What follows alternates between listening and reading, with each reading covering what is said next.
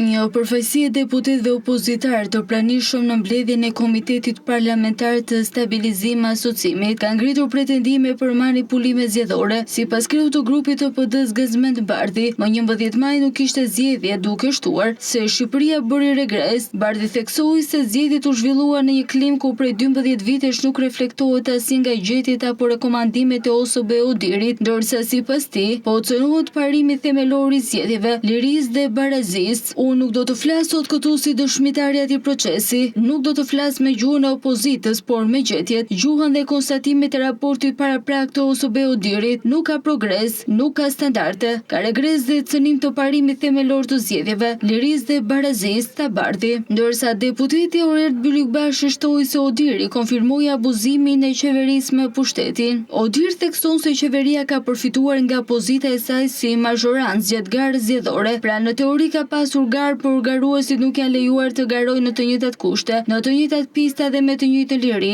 Mendoj se të gjithë do të duhet të presim edhe pak për të kuptuar më shumë. Ne si opozitë këtë e dim, po e provojmë çdo ditë, po sjellim prova të reja që shkojnë dhe më tej se sa çfarë ka raportuar Odiri deri më tani. Votimi i diasporës ishte një zhvillim pozitiv në dukje, por u shoqërua me mashtrime masive, sidomos në dërgimin dhe marrjen e fletëve të votimit. Shumë votues për fat të keq nuk e morën kurrë fletën e votimit ose nuk e morën vesh se kush kishte votuar në emër të tyre, deklaroi Byllykbashi.